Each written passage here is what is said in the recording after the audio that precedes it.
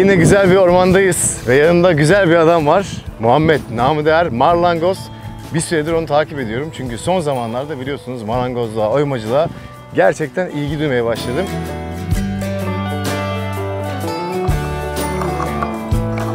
Bugün de Muhammed'i buldum ormanda. Neler yapacağız dostum? Bugün İskandinav kültürüne ait olan bir kuksa bardak yapacağız. Biliyorsunuz İskandinav kültürüne ait olduğu için bu parayla satın alınmıyor. Öyle bir inanışları var. Ya kendiniz yapacaksınız ya da size hediye gelecek. Evet. Biz bugün kendimiz yapacağız ve finalde de bir çayla olayı taşlandırmış olacağız. Harika. Eğer yapmayı öğrenirsem bundan sonra arkadaşlarım kampa gittiğim zaman ya bu ne kadar güzel bir şey dedikleri zaman onlara çay ikram ediyorum. Evet. Ama bundan sonra belki onlara yapıp hediye etme şansı da bulurum. Güzel bir hediye olur ve kendi özünü de verdiği için çok farklı bir aroma katıyor çaya ya da kahveye vesaire. Çok güzel bir olayı oluyor yani. Şimdi içtiğimiz zaman anlarız zaten. Hadi o zaman başlıyoruz.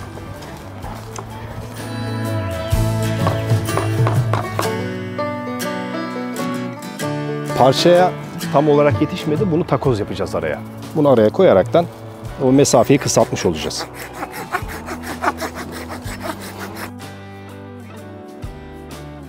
Şimdi bunlar ne ağacı? Bunlar zeytin ağacı. En çok sevdiğim ağaç. Güzel bir ağaç. Evet. Bahçemde de bir tane var. vesaire. Geldiğinde görmüştüm. Aynen. Zeytin ağacı. Çok özel bir ağaç. Deseni zaten çok farklı. Diğer ağaçlara benzemez. Yani Türkiye'de yetişen en güzel ağaçlardan bir tanesidir zaten. Bununla güzel bir kuksa çalışması yapacağız. Bakalım. Bu gördüğünüz kütük Aynen. çok keyifli Günün bir sonunda kuksaya dönüşecek ve kampta benimle birlikte çantama taktığım kuksam gelip benimle farklı coğrafyalar görecek.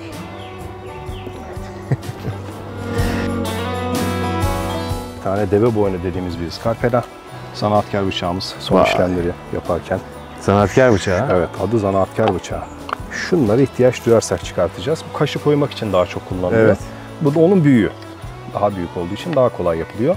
İşlemlerde işimize bayağı yarayacak. Ovalliğini vermek için iç kısmının bunlara ihtiyacımız olacak. İhtiyacımız oldukça kullanacağız. Bu tezgahların hepsini sen yaptın. Evet. Zaten Tam organik. şu anda bulunduğumuz yere yakın bir yerde Marlangoz Akademi hem bireylere hem de çocuklara dersler veriyor. Evet. Değil mi? Etütler yapıyorsunuz. Bireysel. Ondan sonra gruplar olabiliyor. Onlar gelip etkinlik yapabiliyorlar. Yine kuksa bardak ve işte çerezlik ya da ahşap heykel dediğimiz objeler var. Onları çalışıyoruz. Mükemmel. Meşguliyet terapisi eğitimleri. Yani Muhammed tanımıyorum mesela ama her videoda söylüyorum çok hızlıca samimi oluyoruz. Neden? Çünkü doğayı seviyor, kamp yapmayı seviyor, el işçiliği, oymacılıkla uğraşıyor. Yani ben de şu soruyu soruyorum her zaman söylediğim gibi. Ne kadar kötü bir insan olabilir abi? Kesinlikle iyi insan olmak zorunda yani. Bu işlerle ilgilenen daha kötü ya da averaj bir insan görmedim. Herkes iyi kalpli, güzel. Çünkü o kötülüğü bence bu işlerde bırakıyorsun, gidiyor, akıyor Kesinlikle. gidiyor yani. O yüzden seni tanıdığım için memnunum dostum. Ben de güzel bir etkinlik olacak. Bakalım. Evet. İlk işlemimize geçelim. Bunun oyacağımız kısmın yuvarlaklığını, açısını ayarlayacağız. Hı hı. Bunun için pergel kullanabiliriz ya da basma kalıp da gidilebilir aslında ama bu ölçülü olması her zaman daha iyi. Pergeli Orta noktayı ayarlıyoruz. kullanmayalı kaç sene oldu valla. Ay Bu benim da canım tabii pergelim tahmini ya. şöyle bir ilk tur dönüyorum. Tamam. Bir tık daha geriye çektim. Nereye geliyor? Çizmeden önce biraz kapatırsam işimi görecek gibi. Hı. Şu kısımdan kuksu yaparken arkadaşlar da mesela dikkat etmesi gereken birinci çizgimiz bizim dış duvar dediğimiz kısmı oluşturur. Sonra bir tık daha bunu daraltıp İç duvar mı? iç duvara oluşturacağım. Yani oyma işlemini biz içerideki İçeriden çizgiden yapacağız. yapacağız. Evet. Dışarıdaki bizim ölçümüz olacak. Yani şu yüzden içeriden vuruyoruz, bir pay bırakıyoruz. Pay bırakıyoruz. Daha sonra taslak şekillendirirken bu kısmını da dışarıdan baltayla temizleyeceğiz. Baltayla Ona temizleyeceğiz. çok dikkat edeceğiz. Hazırlarken de bilgilerden bahsedeyim. Her ağaçtan olmuyor. Kuksa dediğimiz olay. Özellikle kuru olması lazım ki o işlemleri yaparken sonucunda hüsrana uğramayalım. Yani ufak bir sıcaklık temas ettiği zaman çay, kahve vesaire koyduğumuz zaman bu fırınlanmamış ağaçlarda yani yaş ağaçlarda doğadan bulduğumuz bir ağaçla kısacası kuksa olmuyor. Şu şekilde böyle bir sap çalışıyorum ben. Öyle tatlı bir görüntüsü olsun. Kendi çizim yapsın.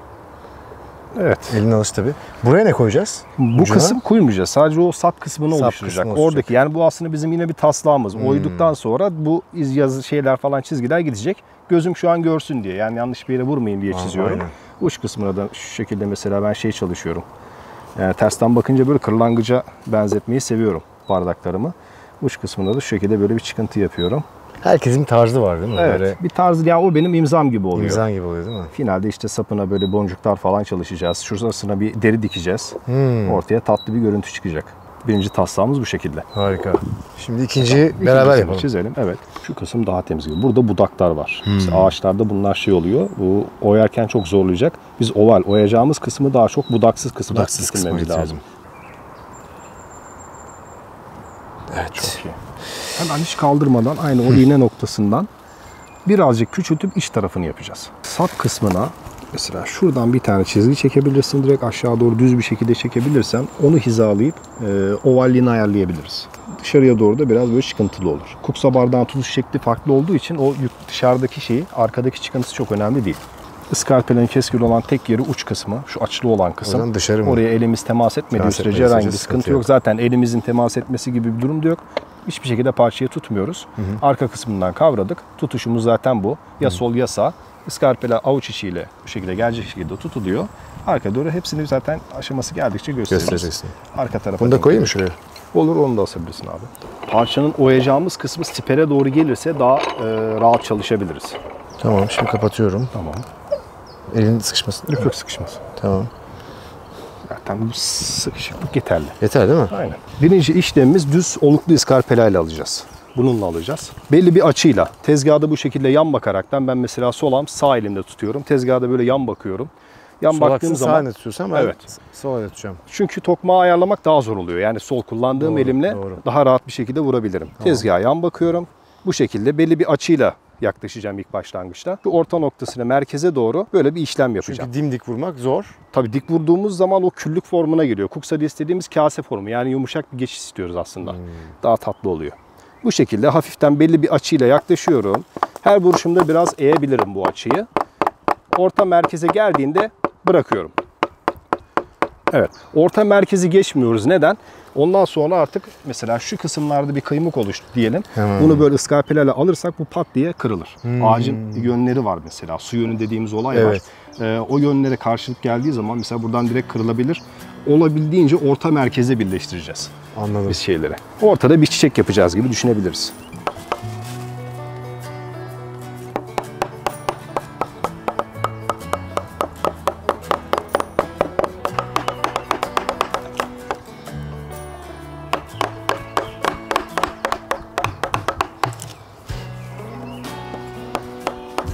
Mükemmel bir kokusu var. Bildiğin zeytinyağı kokuyor. Gerçekten zeytinyağı kokuyor. Evet. İkinci işlemde uzun süren bir etkinlik olduğu için böyle sadece tokmakla ilerlemek kolu biraz yorabiliyor. Evet. Tokmağı bırakıp aynı işlemi, aynı şeyi biraz daha böyle basit bir teknikle bu şekilde alabiliyoruz. Hem daha düz gidiyor. Hem de daha hızlı değil mi? Evet, daha hızlı. Ben deve boynu dediğimiz iskarpeleye geçtim. Bunda açısı daha yatık olduğu için çok daha rahat mesela ovalliği verebiliyoruz.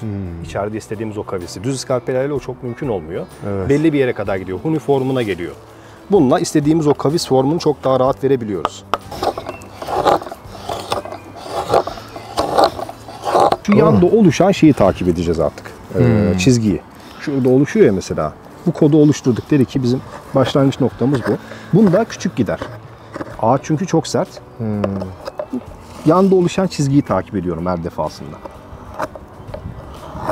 Bu şekilde mesela aynı koda geldi diyorum. Evet. Şuradan yine aynı o çizgiden alıyorum. Hep çizgiyi takip ediyorsun. Sonra O zaman bu tarafta hızlanıyorsun oluşan. tabii. Tabii. Ya aynı noktadan bir tane aldığın hep küçük olur. İkincisi, üçüncüsü gittikçe büyür. Parçanın büyüklüğünü görüyorsun zaten. Çünkü iskarpelerin temas ettiği yüzey alanı artıyor. Anladım. Tamam. Küçük alıyorum diye şey yapmamak lazım. Çok işte iyi o anladım. yüzey alan genişledikçe daha büyük parçalar çıkacak. Her zaman söylüyorum. Hayatta güzel hiçbir şey kolay değil.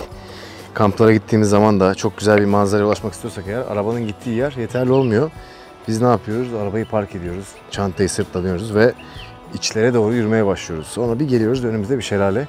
Yürüdüğümüze değdi diyoruz ya. İyi ki buraya gelmişiz. Yoksa arabanın gittiği yere kadar gitsek çok daha yüzeysel bir doğada kamp yapabiliriz. Bu da öyle bir şey. Şimdi burada bu kadar uğraşıyorum ve sonunda güzel bir kuksaya sahip olacağım. Ama eminim arkadaşlarım, dostlarımla kamp yaptığım zaman ya da onlar Tiny House'a geldiği zaman bu kuksayla onlara çay içtiğim zaman bunu ben yaptım derken gurur duyacağım.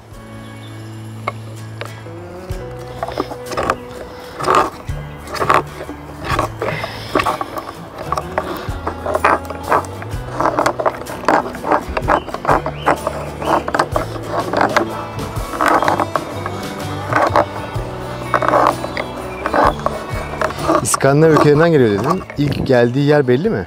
İlk geldi. Aslında yörelere göre farklılık gösteriyor. Bizim bu taraflarda da şamşak diyorlar. Hı hı. Yani o kullanılan, o zaman neyle yapacak adam? Ahşapla bir şeyler şekillendirip içecek edecek. Bizdekinin ismi şamşak, işte onlardakinin ismi de kuksa. O Şamşak, kuksa. tabii. Aslında Şamşak şöyle yani, enteresan bir şey var. Dağ kültürü birbirine çok benziyor. Şehirlerde baktığın zaman ülkeler arasında çok ciddi farklar var. Kültürel Aynen. farklar var. Dağ kültürüne baktığın zaman mesela bizde mıhlama yapılıyor. Onlarda fondü yapılıyor. Evet. Ben işte çok böyle uzun süre önce eşimle birlikte bir tane İsviçre lokantasına gittim. Tamam mı? Ondan sonra orada da fondü istedik. En son Kaçkarlar'a gittiğimde bir yayla evinde teyze bana şey demişti. Mıhlaman bitmişti. Dibiyle bırak sana yumurta kırayım dedi. Ondan sonra çok güzel olur dedi bunun dibiyle. Bir de çay getireyim sana dedi. O mıhlamanın dibiyle tereyağıyla yumurtayı kırınca hayatımda yediğim en iyi yumurtaydı yani. Sonra biz işte o fön dediğimiz lüks restorandayız. Ben O teyzenin yaptığı evet, şeyi yaptı. föndün dibi kaldı. Ondan sonra dedim ki Sahra'ya, ya dedim şu föndün dibine 2 tane yumurta kırdırsam falan dedim. Ya saçmalama lütfen, rezil etme bize falan dedi. Tabii. Neyse ben de bir şey olmaz dedim. İşte garson arkadaşı dedim ki ya bir şey rica etsem. Buyur abi dedi. Şu fondün dibine dedim. Şefe söyle de bana 2 tane yumurta kırsa dedim. Çok güzel olur. Bir de yani çay getirir misin dedim. Ondan sonra tabii ki abi siz İsviçre'den mi geldiniz dedi. Neden dedim. Çünkü dedi İsviçreliler buraya geldiği zaman bunu istiyorlar. Onu istiyorlar. Türkler hiçbir zaman bunu talep etmiyor dediler. Demek ki dağ kültürü hem Bence, Kaçkarlar'da evet. hem İsviçre'de aynı abi. Bu enteresan bir şey. Deneyimlemekle alakalı bir şey. İşte Aynen. oradaki deneyimlemiş aslında birbirinden habersiz ama aynı şeyi yapabiliyorlar yani. Belki de haberleri de var çünkü Belki de o kültürel etkileşim bir... Artık teyze ne kadar etkileşmiş de bilmiyorum ama bir şey olabilir yani.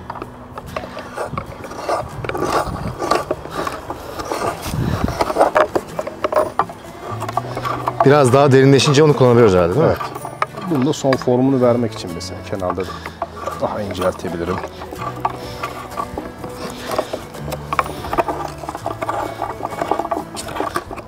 Şunu deneyebilir miyim diğerini? Olur. Gözlemlediğim kadarıyla Tamam. şöyle içine koyuyorsun ve Diğer tarafa abi. nasıl? Ben solak olduğum için kendime Pardon. göre yaptırdım onu. Kesici ağız tarafı Şöyle o değil mi? tarafa. Evet. Yani baktığın zaman Hı hı. Şimdi bunun formu böyle gidiyor. Bu birazcık da içeriye girip böyle dolanıyor. evet. Bunu düzeltebiliriz. Ona benzetiriz. O da güzel bir şey aslında. Ben bazı şeylerde çalışıyorum bu şekilde. İçeri giriyor. Böyle bir kavisli bir şekilde gidiyor. Ama daha fazlası dediğim gibi inceltici için olur. Sıkıntı olur. Bayağı gitmişti aslında. başlıyoruz. Derinlik Evet, fena evet. değil aslında değil mi? Derinlik fena değil. Ya altından ya üstünden. Bunu da dediğim gibi mesela şöyle Pardon. yan yana koyduğumuzda şu saf formuna bakarsan mesela bundan birazcık düşük ama böyle yukarı doğru çıkıyor ya, biz de o formu vereceğiz. Buradan aşağı ineceğiz, tatlı bir form vereceğiz. Çok güzel. O şekilde gidecek. Bu İskandinav tarzı deniyor Tarzı. zaten bu kuksa modeline. Hepsine alışmam biraz adaptasyon istiyor. Yani ilk düz olana alıştım. Rahatladım onunla. Evet. Sonra ikinci zor geldi. Sonra ikinci olana alıştım. Şimdi bu bu zor zor geliyor. Allah'tan farklı parça kullanmayacağız daha. Evet. Cevize çetin derler ama zeytini daha tanımamışlar yani. Zeytini tanısalardı Hakikaten herhalde. çetinmiş ya. Omuzum ağrıdı yani. Evet.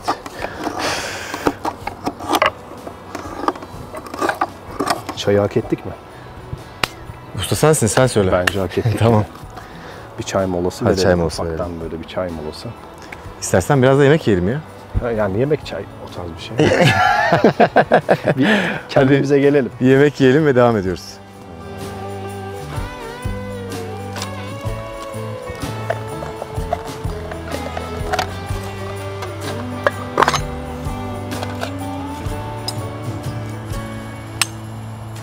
Şu şekilde aldı zaten. Biraz zaman alabiliyor. Evet. Bu normal bildiğimiz kumaş, bez kömürü diye geçer. Evet. Biraz destekleyerekten ateşimizi şimdi yakabiliriz. Onun üzerine koyuyorsun. Hı.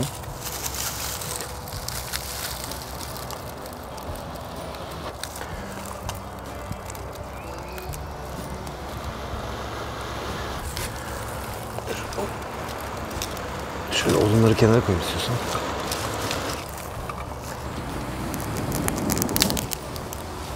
Evet.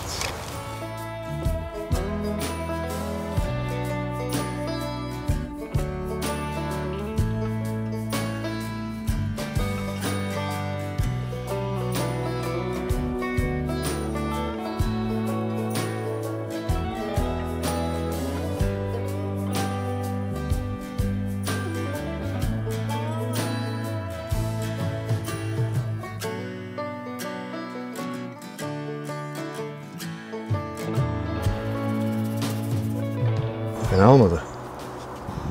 Nasıl? Efsane. Güzel değil mi? Evet. Formu falan da çok tatlı oldu. Şimdi dış mekana mı geçiyoruz? Şimdi dış şekillendirmemize geçiyoruz. Bu yandan görünüşü değil mi? Evet. Kuksanın yandan görünüşü.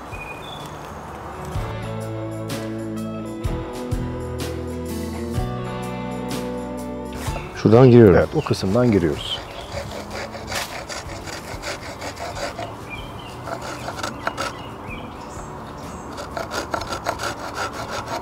Karşı tarafta da yine aynı şekilde direkt karşısına denk gelecek yerden oradan da yapabiliriz.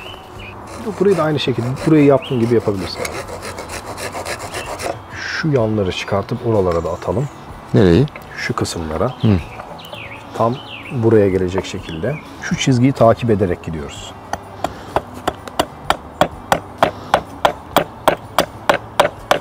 Çok dikkatli olmak lazım ama. Evet. Bu şekil ortaya çıktıktan sonra artık biraz daha böyle serbest bir şey yapabiliriz, vurabiliriz.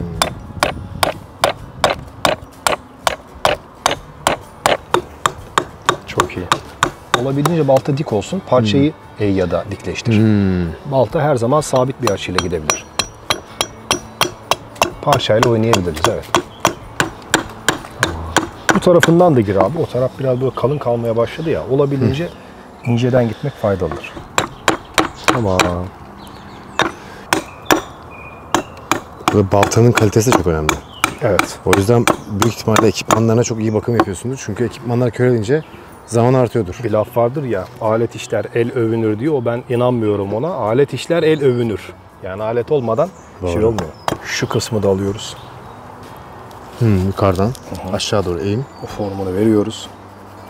Formundan sonra sap kısmını şekillendireceğiz artık. Ona bir form model belirleriz. Öyle tatlı küçük bir sapı olacak. Evet.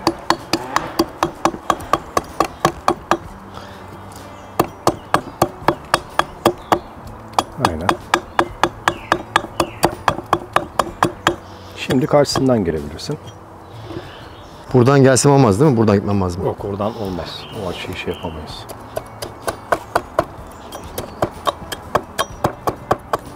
Okey. Iskarpelayla rutuşunu atabiliriz. Değil mi? Bence yeterli, aynen. Kabasını aldık zaten. Balta işimizi hızlandırması için. Evet. Tek çözüm kaynağı değil zaten. Sap kısmını şimdi şu kısmı biraz keseceğiz yine testereyle. Her iki taraftan açılı bir şekilde gireceğiz oraya. Burada ne oluyor? Mesela tutma yerlerimiz var buralarda. Oraları değerli kullanıyoruz. Eğer bu tarafı şekillendirip buraları yapmaya çalışsaydık bu kısımda sadece küçük bir tutma alanımız olacaktı. El güvenliğini sağlayamazdık. Bu tarafta olacaktı. Bunu ne yapıyoruz? Altından tutarak bu işlemi burada yapabiliyoruz. Anlaşıldı. İşlem önceliği o yüzden önemli. Evet. İşlem sırası ya çok Evet, önemli. onu anlatmayı unuttuk. Güzel hatırlattın abi. Yani o çok önemli bir detay. Dediğim gibi yani şu işlemleri yaparken burada eğer ilk önce bu kısmı almış olsaydınız Kontrolümüzden gider. tutacağınız kısım sadece şurası olacaktı. Güvenlik zafiyeti oluşturur. İlk önce kaba kısımları aldık. Ondan sonra detay kısmını yaptık. Elimiz güvenli bir şekilde tuttuk. En sonunda zaten sap kısmını şekillendiriyoruz. Burada da bu taraftan alacağız şimdi. Burayı biraz daha inebiliriz. İstiyorsan devam edebilirsin. Tabii. Şu çizgiye kadar gideceksin. Bu şekilde açılı tutarak.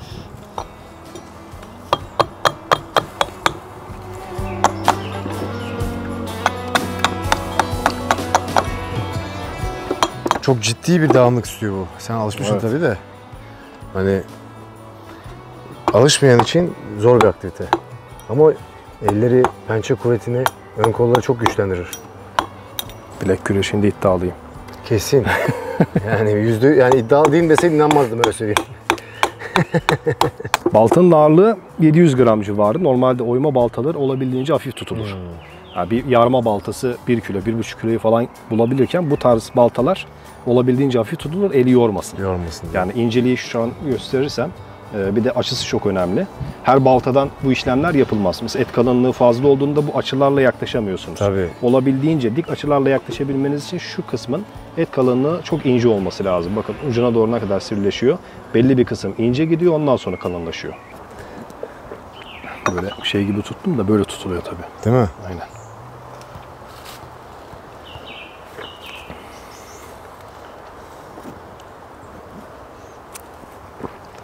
Skol. Öyle diyorlar ya. Öyle mi? Aynen, skol. İçerken Skol. Sağ ol hocam. hiç bulaşmasaydım.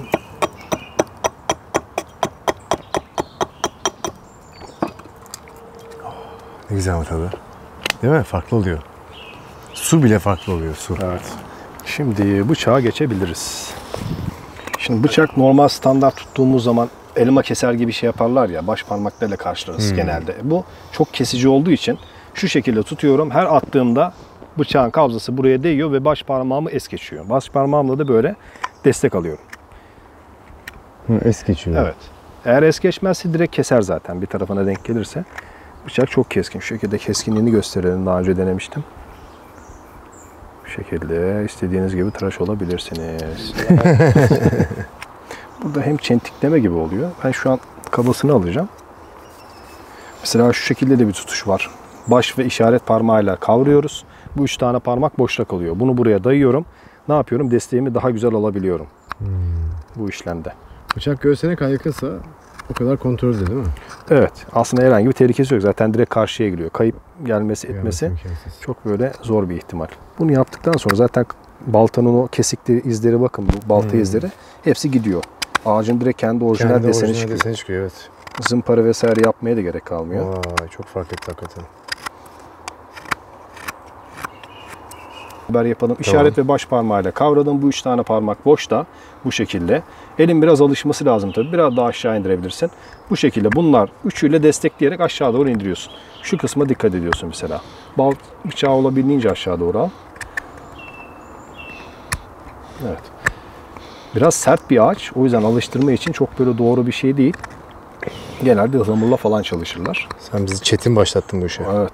Deme kısmında hazır açılmışken mevzusu, hemen onu da gösterelim. Mesela bakımlarını ne şekilde yapabiliriz? Şöyle bir su taşımız var. Zaten kullanmaktan içindeki kavisi görüyorsunuz. Ben genelde oluklu iskarpele bilediğim için orta kısmından daha çok gidiyor. Ve şu çizgiler de hazır belliyken şu şekilde bir işlem yapıyorum. Sonra diğer tarafını çevirip burayı yapıyorum. Bu iz bıçağın izi aslında. Düz bıçak bilerken daha basit. Hemen şöyle suyumuzu dökelim. Su taşı olduğu için genelde suda beklemesi daha iyi olur. Suyu iyice emmesi lazım. Şöyle bir tarafından yapalım. Zaten keskindi. Sadece mantığını göstereyim. Bunların kum değerleri var. Yani bu tarafı mesela 1000 kuma tekabül ediyorsa arka tarafı 2000 kum. Mesela daha ince oluyor. Burayla da kılağı alma dediğimiz işlem var. Onu yapıyoruz. İlk bilediğimizde kılcal tortular oluşuyor. Demirin kendi tortuları. Bu onun bir yüzeyini alıyor. Tabii aşama aşama. Bileme kısmını ne kadar zamanda yapıyorsun bıçağın için? Bileme kısmı ihtiyaç duydukça, yani kesmediğini hissettiğin an yapman gerekiyor. Evet. Şu da deri masat dediğimiz bir olay. Çok basit bir işlem var. Bildiğimiz dana derisi. Normal bir plakanın üzerine ya da bir şekilde böyle form verdiğiniz bir yüzeye iki tarafını yapıştırabilirsiniz. Bir tarafına normal sabun sürüyorsunuz. Evet. Ama ben ona ihtiyaç duymuyorum. Diğer tarafına polisaj pastası dediğimiz bir olay var. Onu sürüyorsunuz. Hem parlatıyor hem de yüzeyinde oluşan o şeyleri, son işlemi alıyor. Bu işlemi yapmadan bıçak bilenmiş olmuyor. Bu işlemi yapıyoruz. Üzerindeki o dediğim metal tortuları gidiyor. En son şeklini alıyor. Yani sese duyarsanız zaten bir bileme sesi çıkıyor zaten deriden. Bu son işlem. Evet, bu son işlem. Şu kısımda birleşmiştik ya. Bunda tam tersini yapacağız. Ortadan bu tarafa doğru açılacağız. Bunda Dışarı da doğru. bu tarafa doğru açılacağız. Çentiyi atarken bir tarafa elimizi yasladık. Bu kontrolü sağlamak için çok önemli. Küçük küçük zaten şeyler alıyoruz. Aynı zamanda da mesela o çıkıntıları, şeyleri, onları düzeltmiş oluyoruz. Hem formunu veriyoruz. buluyor Evet, yani. şeklini bu iskarpelayla vereceğiz. Oluyor gibi bence mesela. Aşağı doğru iniyorum. Bu aşağıda biraz daha fazlalık var. Burayı kademeli olarak oraya Hissediyorsun doğru zaten. alıştırıyorum. Evet. Ya zaten tamamen elle şekillendirdiğimiz için çok böyle simetrik bir olayın olmasına gerek yok. Evet. Ama olabildiğince biz simetrik yapmaya çalışalım. Tam elinin iç kısmıyla karşıla orayı. Birazcık daha böyle üst tarafı. Evet. En de bir Buradan tarafa başlayayım. doğru. Evet, temas ettiriyorsun.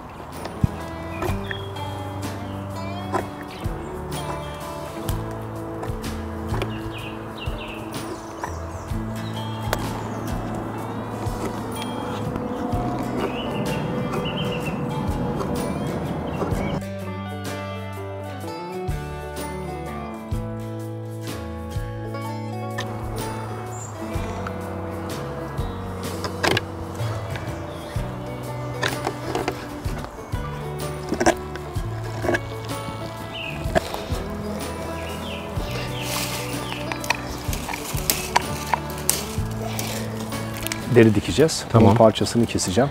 Sonra matkapla buradan bir delik de yeter aslında. Bir delik atarız. Tamam.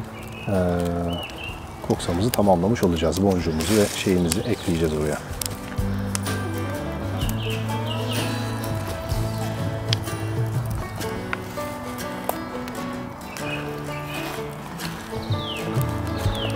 Mesela şu şekilde bir cüzdanı bile şu el aletleriyle yapmak mümkün. Hadi ya. Bu. Ondan sonra iğne ipliğimiz var burada. Mumlu bir tane ipimiz var. Bunlarla işte hem o dekoratif şeyleri yapıyoruz hem de böyle kendimize bir cüzdan yapabiliriz. Bir tane buraya attım. Evet. Bir tane buraya. Bir de buraya. Önce bir ölçüm alıyorum. Bu şekilde çok iyi. Dikişi dikeceğimiz yerin 4 katı kadar bir iplik kullanmamız lazım. Ama burada çok zaten 4 katını aramaya gerek yok. Çok küçük bir yer olduğu için bu şekilde göz kararı alıyorum hemen. Sonra ucuna Mumlu ip çıkıyorsun. olduğu için buradan takıyorsunuz. Hiçbir şekilde çıkmaz. Sonra bunu çekiyorsunuz ve sıkıştırıyorsunuz. Bu şekilde ince olması lazım. Kalın bir düğüm bu ikisi arasından geçmez. Evet. Tam hizasını ortalıyoruz, dikmeye başlayacağız. Diktiğimiz zaten o birbirini sıkacak. Normal birinci dikişten geçiriyorum, delikten. Karşısındakinden geçireceğim. İkisini aynı hizaya getiriyorum. Sonra bunu bu karşıdakinden Çapraz. aynen çapraz bir şekilde. Bunun üstünden de atanlar var, altından da atanlar var. Hiç fark etmez. Her halükarda biri birinin üstünden, biri birinin altından geçecek. Bu yeterli ama bir tane daha atayım. Bunu da aynı şekilde buradan atacağız. İp bir daha salmaz.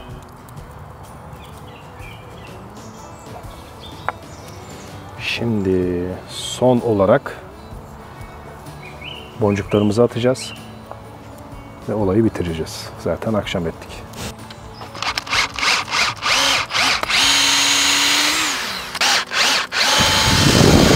Boncuklar daha rahat kessin diye şöyle açılı bir şekilde kesiyorum bu uç kısmını. Hı hı. Bunu da aynı şekilde. Bu da rahat geçermiş zaten.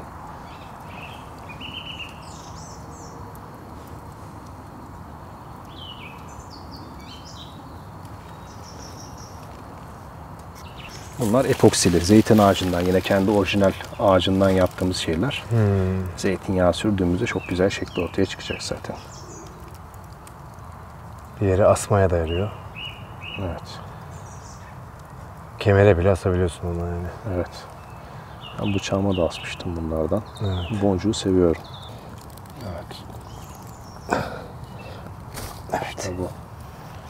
Bir şey de Number yapamam hocam. one. Bir şey de yapın. 3 tane fazla mı oldu yoksa iyi mi? Bakayım. Yani bir tanesini sanki çıkarsa 2 tane bunda daha tatlı durur gibi. Şu biraz kaba mı kaçtı? Ben de ilk takarken düşündüm ama bence kalsın ya. İyi gibi biliyorsun değil mi? Kalsın. Çıngıraklı koksa. Ben bunları ilk şey yaptığımda çıngıraklı koksa diye satıyordu. Böyle çıngırak gibi duruyor ya. Ha, evet. İsmi öyleydi. Çok güzel. O zaman sen de şu koksa ya bir çayımızı içelim artık. Evet, Şunu bir çayımızı içelim ya. Bunun tadı çayla gelecek. Evet. Vay be. Bakalım nasıl bir aroması Bakar olacak. mısınız şuna? Şu an biraz karanlık oldu. Bilmiyorum renk nasıl. Derimiz, boncuklarımız, desenimiz, smooth bir Şunları hemen yüzey. İçi de aynı şekilde. Hissiyat çok güzel. Çay içmeye hazır. Videonun sonuna geldik. Yorulduk ama değdi. Elimizde harika bir el emeği göz nuru kuksa var. Marlangoz'un imzasıyla. Of of of of. Yalnız çayda su ekleyeceğiz mi yoksa direkt onu mu içelim? ekleyelim ya. Evet. Bu kadar kaynattım. Yalnız çaydanlık da çaydanlık ha. Evet, kara demlik. Kara demlik. Bu kara demlikten bir tane alacağım ben de. Gözüme Güzel bir kastırdım. ambiyans katıyor. Felaket. Evet. Ne diyordu İskandinavlar? Skål. Skål. Hadi bakalım.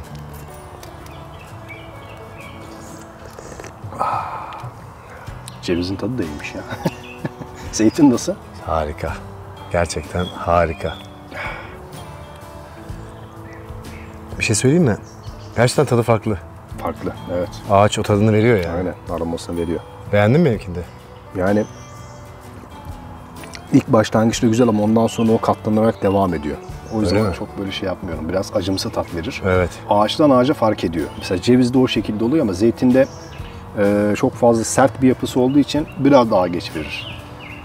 Muhteşem. Ellerine sağlık. Değil mi? Gerçekten. Vallahi Hem çay çok sizin de güzel, elinize sağlık. hem de koksa. Hem de koksa çok güzel oldu. Uzun zamandır bunu yapmak istiyordum. Evet. Bugüne nasipmiş. Kullandığı Yani bu ceviz kuksayı kullansın abi. evet birçok kampa götüreceğim. Aynen. Birçok dostuma göstereceğim. Senden bahsedeceğim ve Evet. bugünü yad edeceğim. O yüzden ne kadar teşekkür etsem az. Hem çok şey öğrendim. Ben de çok Hem de teşekkür çok ederim. keyif Benim için aldım. çok güzel bir deneyimdi. Seni tanımak zaten Eksik başlı olma. başına öyle. Eksik olma. Güzel, keyifli bir etkinlik oldu. Benim için harika bir gündü. Ormanda olduğum, bu işleri yaptığım her gün keyif alıyorum. Kanalı açarken size söz vermiştim. Kendi alanında uzman, deneyimli, güzel insanları bu kanala çıkartıp hem kendimi öğreneceğim hem de bu deneyimimi sizlerle paylaşacağım demiştim. Bugün de onlardan bir tanesi Muhammed, namı değer Marlangoz. Kendisini de takip edersiniz. Sosyal medyadan, Instagram'da harika işler yapıyor ve aynı zamanda da İstanbul'a yakın bir ormanda atölyesi var. Hem büyükler için hem de çocuklar için. Ben de Emir'i alıp en kısa zamanda onun yanına gelmeyi düşünüyorum. Ama benim sizlere önerim gerçekten bugünün çağında çocuklar ellerinde iPad'ler, iPhone'lar günde 5 saat, 6 saat beyinlerini yıkıyorlar. Ama aslında bence gelecekte değerli olacak şey teknoloji değil. Gelecekte el işçiliği çok değerli olacak. Dericilik, marangozluk, demircilik. Yani bunlar hep vardı ama teknoloji çağında yavaş yavaş yok oldu. Ama şimdi bence artık geri gelmek Ben de üzereler. biliyorum. O yüzden bence hem kendinize hem de evlatlarınıza örnek olması adına ve bir yetenek, bir yeti vermek adına bu tür atölyelere götürebilir ve onların hayatta kalmayla ilgili nasıl ateş yakmak, yemek yapmak, kendini savunmak, barınak kurmak, yön bulmak gibi bilgiler varsa aynı zamanda kendi bardağını yaratmak, kokusasını yaratmak da bunlardan bir tanesi hayatta kalmadan bir örnek diyebiliriz. O yüzden mutlaka bu atölyeye göz atın. Sizler de bu işlerin içine girin. Çünkü ilk başta söylediğim gibi meşguliyet terapisi dediğim hem insanın bedenine iyi gelen, çünkü bir saattir, hatta kaç saattir? 5 saattir mi? 5 saattir elimizde iş yapıyoruz ama aynı zamanda ruhumuza ve aklınıza iyi gelen bir meşguliyet terapisi bu. O yüzden tekrardan çok teşekkür ediyorum. Ben teşekkür Seni ederim. tanımaya Ayağına mutlu sağlık oldum. abi. Bugün Eline sağlık. Ağzına Tanıştığımız ilk gün Evet. ama dostluğumuz Son bence olmayacaktır. aynen öyle devam eder. Devam İnşallah edecek. güzel kamplar İnşallah. yaparız. İnşallah abi. Kendinize dikkat edin arkadaşlar. Başka videoda görüşmek üzere.